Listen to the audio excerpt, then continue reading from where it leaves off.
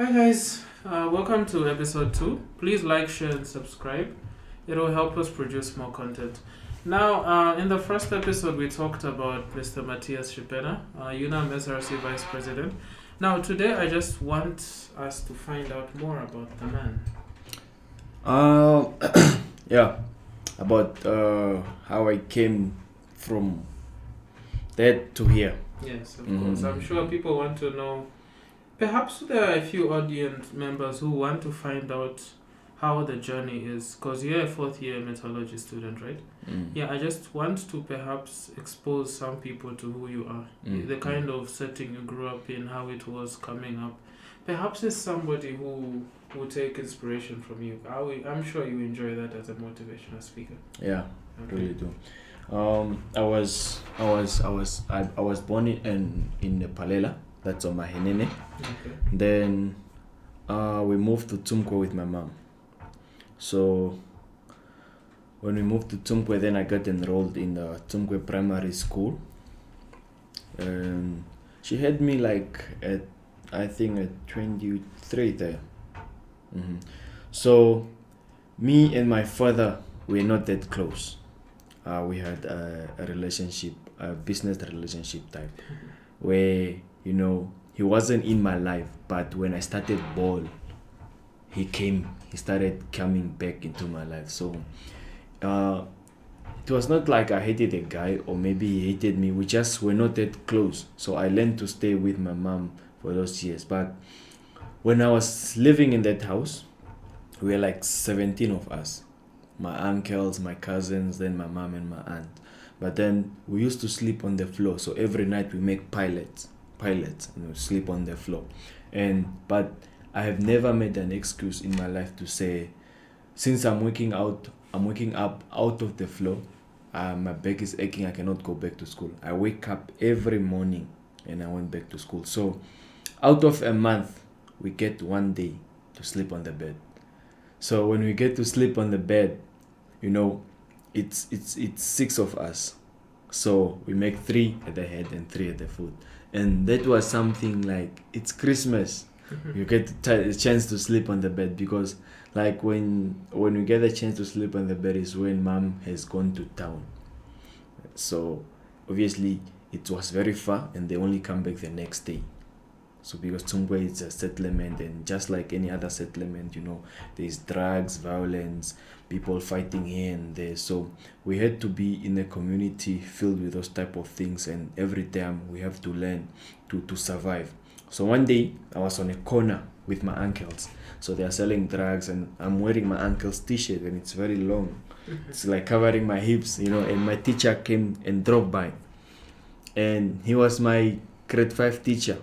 And he was like, Matthew, what are you doing here? I said, I'm chilling with my uncles. I'm just chilling with my uncles here. And he said, this is not how to chill. Get in the truck. Let me drop you off. So he dropped me off, and he said, that's not who you are. I say, man, that's not who I am. But my uncle is making money. If he doesn't do that, we won't eat in the house. And he said, no, I'm not. That's not who you are. So every day I'll come and pick you up. Every day I'll pick you up from here to school and I'll come drop you off. I say, everybody used to say that. It's just talking, right? But in the morning when I was bathing, my mom was like, hey, hurry your ass up. Your teacher is here at the gate. I was like, so he was really serious. So he put me there, and then he said, so every day I will work on a quote. So every day, every morning he gives me a quote. Like he would say, Matthew, if you want something, work hard for it. He will give me such of those things like every morning. And then the principal heard about it, right? So the principal said to him, I heard you are giving Matthew classes, private classes. And he said, I am. The principal was like, you better stop it, because that's not what your job description says, or I'll fire you. And then he was like, you better just fire me right now, because his life is worth it. So I look at it and I say, man, if somebody is willing to put their career online for you, you better take that thing serious. It's just like today, if there's somebody out there who cares about you, who wakes up every morning 8 to 5 and go to work just to pay your school fees or just to give you food at the table, you better respect that. Because that guy, we were even his first class, straight from university. So he was not even scared of losing his job, just for me. So from that day, I took everything that he taught me serious. Whether it was a training session for football, anything, I took it serious. So one day, then after I enrolled in this course, that if you start playing ball for the school, you'll be paid off. Then I was in grade 7 that time. I'm grown up and I'm starting to see the bad and the wrong, you see. So one day the coach called me and said, Shipena, you only have 2 games to play. If you win, you are through. We'll pay your school fees, we'll pay your hostel, we'll pay your everything, even we'll pay for you gadgets, everything, stationaries that you need. So I got on the phone, I called my grandma. I said, Mom, we're not going to suffer anymore. You don't need to worry about paying school fees and doing anything. And then we went on to play, and then I black out. And then the people were rushing, Matthew, stand up. So I had it's somewhere here. Okay. Yeah, somewhere here. I think My I can see yeah, that. my arm was paralyzed, and then my ankle was also, my feet was like this, squeezed. Yeah. So I was just lying there, like looking at the sky, and then they put me on the bed, and they were rolling me off the field, and then I told the doctor to, no, I don't know if it was a doctor or a nurse, to lift my arm because I couldn't feel it. It's like it's gone, like it's not there. Then he roll it up. Then I said, oh, I have it. Then when we were in the way going to the hospital, I was looking outside. It was not an ambulance, it was just a car pickup. I was looking back, then people continued playing. And I was like, man, I'll be back. Never knew that was my last day to play football. So I went to the hospital, and then they took me, because in Tsumkwe there's just a clinic. The hospital is at Omangeti. So they rushed me to Omangeti. Then my mom comes in, and then my coach comes in to the room, and then my mom said it's going to be okay. But me and my mom have been together for a long time, that when she says something, I knew what it means. So when she said it's going to be okay, I was like, okay, it's going to be okay. And then as my mom goes out, the doctor comes in, rushing, and he said, hey man, we got to rush you to Grootfontein, you're about to die. And I said, I'm about to die. My mom just told me that I'm going to be fine. So they told me that I broke one of my veins, so it's like bleeding internally. Because what happened to my arm, here at my leg, it's only where it was bleeding, but here it wasn't bleeding, so it's internal, it was inside. So it was like the blood is going inside the bone marrow. So if it goes there, it toxifies the things inside there, then I might just die. I might die. So they rushed me back, but when they were rushing me to Grootfontein, they blacked me out. Yeah. So when I wake up, the same doctor was sitting next to me, just the way you are sitting. And he said, man, I have some good news for you and some bad news for you. Then I was like, you told me I was about to die, but I'm still alive. How bad can it get? And he said, man, we have taken care of your artery. I said, thank you, doc. Then he said, but I don't think you'll be able to play ball anymore. Did he give you a reason why you could not play football anymore? Yeah, because he was like, your ankle cannot go into its original position anymore. Yeah. And I was like, man, you cannot just take away my bread like that. Like that's where I was supposed to get bread. That was my only chance to win. Because if I cannot play ball anymore, that means my parents has to continue paying, and my mom was unemployed till to this day. So I was like, man, where am I going to get the money from? And so I came back to school that day, and everyone was looking at me because I was that guy that used to manifest that, man, I'm going to play for Tsumkwe Secondary, because that time I was at primary, right? I said, man, I'm going to play for Tsumkwe Secondary. I'm going to be a big star. I'm going to take care of my family. And then one day I came on the field, and I used to wear a bracelet. That day I came on the field, I gave it to my classmate. We used to play together. I said, man, take this one. Should keep you and remind of me that whenever you're in the field, I'm there with you by spirit, you know. And the guy came one day, my coach find me at the field, I'm watching soccer, and he said, Matthew, how do you think you're going to live your life now that whatever you represented is taken away from you? And I was like, because that time my arm used to be like this. So I had to start learning how to write with my left hand. You know, I have to start, when we were bathing in the hostel, I used to call my friend and say, man, come and wash me. Because sometimes I can only go to my face and I cannot reach my back. Come and apply lotion for me. And even the teachers will come to me and say, Matthew, here's your assignment. I need it by tomorrow. They don't even to say, Matthew, because you have a paralyzed arm, maybe we'll give you extra time. No. But I told my coach and I say, I'm going to use this arm every day of my life. Every day I'm going to motivate someone. Every day I'm going to inspire someone. Every day when I tell my story, I will make sure it touches someone so that they know what they represent. So from there, then I quit ball. I quit football. Then I went in grade 8. From grade 8, and then we moved back to the north. Then I went to Okankolo Combined School. So when I was at Okankolo Combined School, that's when my leadership started now. Because I was no more into more ball. I was more in life changing now. Because I saw what life could do, what life did to me. And I understand that things like that happens, but not really in that way. Sometimes it happens when you have a business, and then one day you just wake up and your business might be on fire. Your building is on fire, or your warehouse is on fire. It's the same thing. It's when tragedy happens and everything that you replace just taken in a blink of an eye. So I became a prefect at the combined school, and I started speaking at assembly points, But the only motivation I had to study very hard and to make it in education is because that's the only bread point I had. Now, you mentioned that, of course, you added a lot of emphasis to you potentially be playing for the soccer team. It's something you wanted badly. Am I correct? That's something I wanted badly. Now, if it was snatched away from you like that, how did you recover emotionally? What kept you going? No, what kept me going was I will recover. So it was the hope that you... It was just the whole process saying, man, if I just recover, even within weeks, I have to go back on that pitch.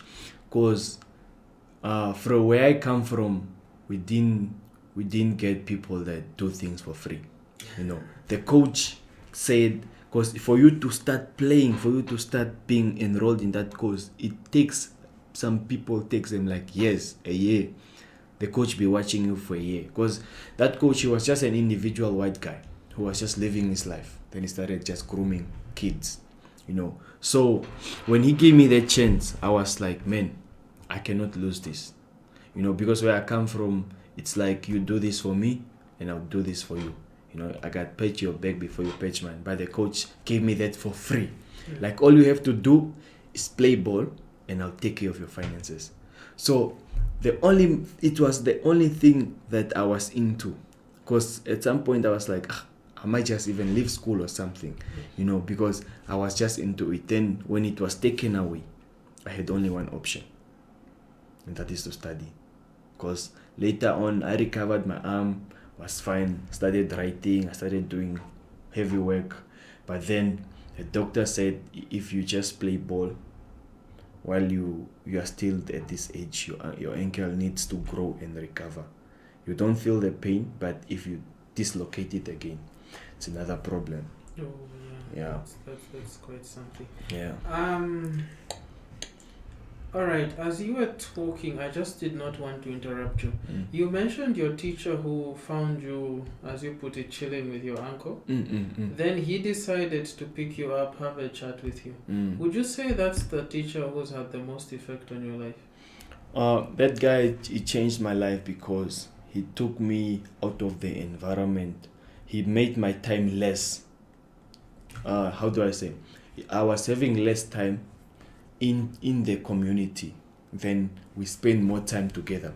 So basically, he was just feeding my mind with positive things. Like he used to tell me, like, Matthew, this is not how you're supposed to be. Even though that's where your money come from, that's where your food come from. If you don't have to be there, let your uncles be there. You're supposed to be in the library. You're supposed to be on the field. You're supposed to be on the pitch.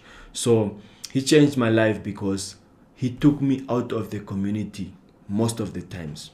The only time I had to chill with my uncle, I can say maybe 5 hours, but usually I used to chill with my uncle like a day, And sometimes I even don't go to school. I skip school, but now I never skip school because he picks me up every day and he takes me to school. Even when I got injured, he was there for me, took me to the hospital for checkups and for unwrapping and stuff like that. So he really changed my life, because if he wasn't there, and when I ran into that injury, if he wasn't there, I could maybe have even dropped out of school. Yeah. That's very interesting. Now, you've talked about your early life, your primary experience, your experience with the injury and whatnot. I want to find out, how did you handle the transition from secondary school to university? How was it like? That transition was very smooth because I wanted to go to university, and that time, in our time, it's not really in our time, it just depends where you come from, right? My grandmother used to call it college. So when I passed grade 12 and I told her that, no, my results are out, I passed grade 12, I'm going to college, they used to go to church, So when people used to go to church, they would pass by our house at the village. So my grandma will be outside the house, There's the house steed, and then there's a field steed. So my grandmother used to be out of the field steed, the field yard. So when people pass by going to church, he will be chopping firewood, And then when someone passed by and he say, "Hey, hello, who is there?" Because she's a bit old, and then I too. Then he'll be like, my grandson Shipena. Yes, I know your grandson. He's going to college. It was something, that made people really happy in my family, because there was like, man, there goes our breadwinner. If he doesn't make it, we are done. So everyone would pass by, even when my cousins, they know already that I'm going to college, right? But when they will come for holidays, the grandma will be just there like, Shipena, yes, he's going to college. My son is going to college, man. So it was something very happy that made people happy, and they believed in me. So when you have somebody that believes in you, and at times you lose hope, you can use their belief to keep you going. Because even today, when I'll be like, let me just not go to school today, then I just remember back home that there's somebody that's looking at you that, man, if Shipena can do it, I can also do it. There goes our breadwinner. If he doesn't make it, then we are done. So it's all about you knowing that there are people that believes in you. So if you disappoint them, and then you are done. Okay, normally when someone is making the transition from grade 12 to university, they are told something like, no, do this or you won't become successful in life, you'll be running around begging. So normally, in a lot of cases, significant number of them, people normally move from high school to university for their benefit, for their sustainability and whatnot. But I don't get the same from you. It's more of survival. Yeah, when as I said, when I came up, I was raised in a survival mode. Okay. It's not about saying I have my mom who gives me monthly allowance. I don't get monthly allowance till to this day. I never did. So I was raised in a time in an environment where we say, where are we going to eat tomorrow? What are we going to eat tomorrow? That's how I was raised. So I was even at primary, high school, even when we came to first year pre-engineering, when the people that I used to be with, even mostly I can say at primary, at break time or during your free time, you're chilling with your guys and your friends. We chill with my my black friends. And then it was not about tribalism, it was just about your community. Yes. So we don't talk about things like the future. No, we didn't used to do that. Our community, the way we were raised, did not allow us to do that. So all we used to talk about is, man, do you know John? Yeah, his mom just passed away. How are we going to help him to cope, to move forward? Do you know Mary? Yes, Mary doesn't have any food at the house. How are we going to help him with our surplus? Those are the kind of things we used to talk about. So I was like, I cannot say I matured early. I was given a chance to see responsibilities at a very young age. When I came to university with the peer pressure, with a new environment, I was still the same guy I used to be when I was in high school. I never changed a bit. When we went to pre-engineering from high school, we were just two that went to pre-engineering that year. And my other friend got caught up with the smoking and the drinking. I used to drink, but I had my limits. I had my days. And he went in too far that he dropped out. And I used to call him every day, like, man, are you coming to school? No, get notes for me. I get the notes, I drop him. So he was struggling with the transition, that now you are in a new environment. You have to transition. You have to change. You have to adapt, And it's like, he was not like water, And I was like water, I do say. I'm like water. You put me in a bottle, I'll become the bottle. You put me in a cup, I'll become the cup. So my transition wasn't really even my mom knew that, man, she didn't even need to give me advice to say, take care of yourself, you're going to university. He knew me as in and out, like nothing will happen to my boy. Maybe because God is with him. It's not my mentality. Is not having any problem with transitioning from an environment to an environment. I don't get influenced easily.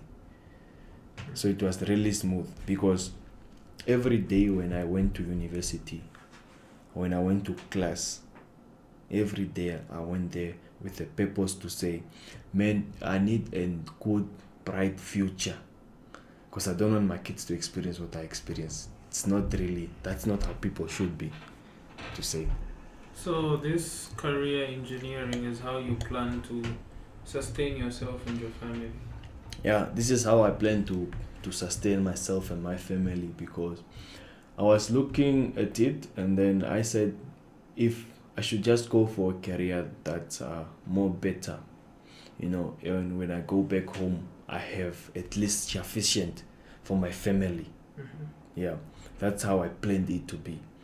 And then one guy said, oh, actually you good, you can do the talking. One day somebody told me that, and I told them that I'm not going to do any talking, because I was already like, man, I'm already in sports, why should I do the talking for?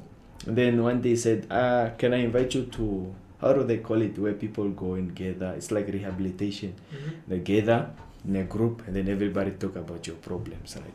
Yes. Like I was an addict at what those people. Yes, I understand. Yeah. The first day that I went there, that was my first day and my last day. I was saying, I'm no more doing any talking anymore. That thing is tightness. And one guy even called me to a motivational teaching class. They teach people how to deliver speeches. I went there and I went out of the class. I said, man, I'm not doing that anymore, because I understood later on, I came to understand that if you can do speaking, what do you need classes for? I'm speaking out of my heart. I'm not going to educate anyone. I'm going to motivate people. I'm going to inspire people.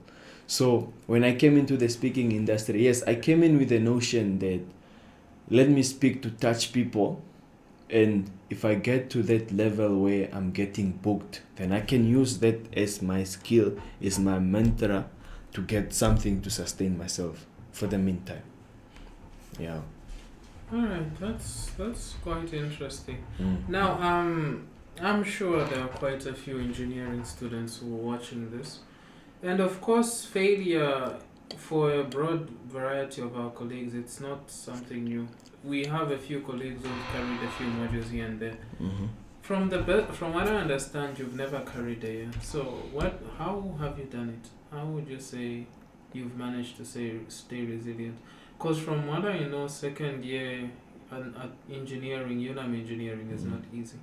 How did you manage to sail through? It's all about going. I used to have a process called go all in. Okay. It's about going all in. These people once, there are certain colleagues of ours that want success, but they don't want it that bad. I wanted that bad more than I can sacrifice my sleep just to study. It was like this story by Google. There's a guy that wanted to succeed, so he was Google, I want to succeed. And then this guy called Google is like, can you meet me tomorrow at the beach? So the guy comes to the beach. It's like you are going to get maybe how do I say? He was expecting to get a speech or something. So he comes in with his suit and nice shoes, and he comes to the beach. And then the guy, Google said, I wish you had shorts. I wish you did put on shorts. And he said, what do you mean? He said, get your suit off and your shoes off. So he get everything off, and then he was in a box, and then he said, go into the water. Then he goes into the water until at the waist. And Google again said, go further. Then he went in until here. And then he said, go further. And he said, I don't know how. And he was like, oh man, I said I want to be successful. I didn't ask swimming classes. Then Google came into the water. And then he held him. Then he drowned him. Then he held him there. He was fighting. And then he left him. Then he came out. Then he was, what was that for? Then he said, come to the shore. Then he came to the shore, and then he said, when you were underwater, what did you want to do? And he said, I just wanted to breathe. And he said, exactly. If you want to succeed as much as you wanted to breathe, then you'll be successful.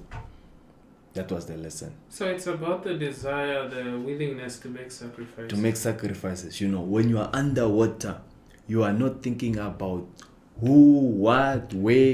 You're only having one way mind street, where you say, I just want to breathe right now. You just care about your breath.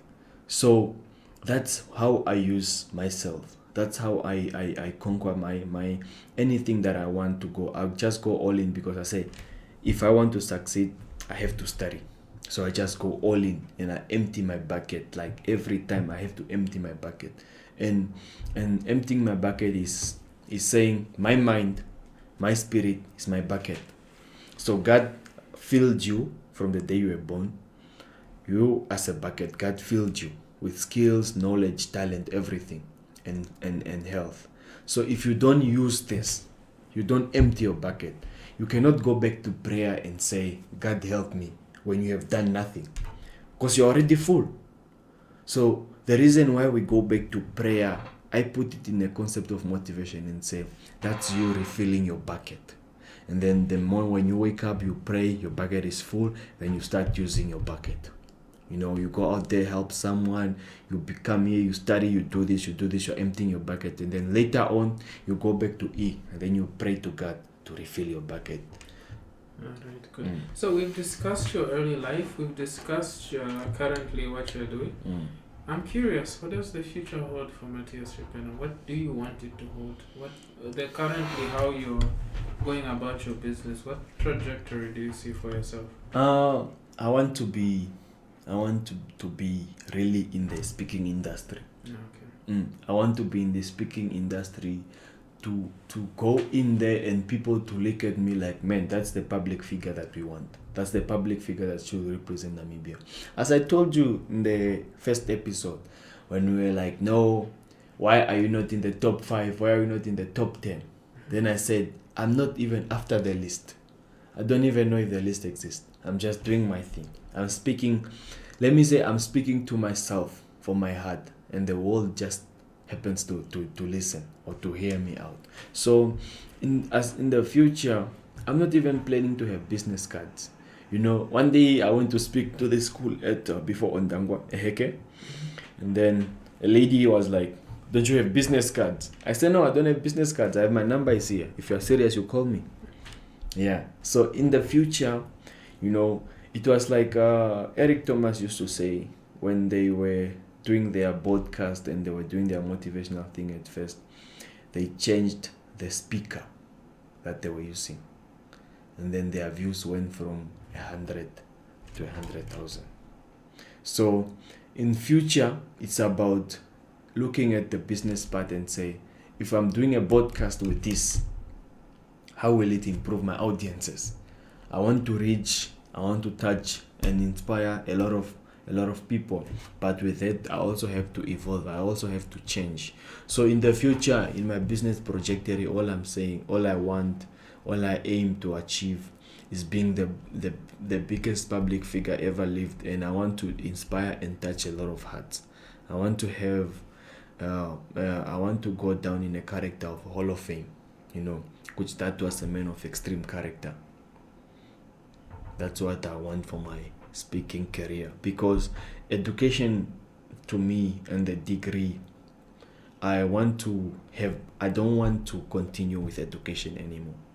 I am that guy that has said, if I get my degree and I get a job, where I come from, I've never tested a dime. So I don't have time to waste it and go study further. So I'm that guy that wants to get there and give back to my community and give back to people that believe in me when I was not anything. That's all what I want. So you're desperate to give back to the people who assisted you in becoming who I am today. That's great. That's great. No, it's been a pleasure interacting with you. I've definitely picked up a few things. Guys, as usual, please like, share, and subscribe to the channel and the video. It will help us produce more content. We would also appreciate a comment. We need feedback and see where we can improve, where we are doing great. Okay. Thank you very much. Have a lovely day. Thank you. Sharp.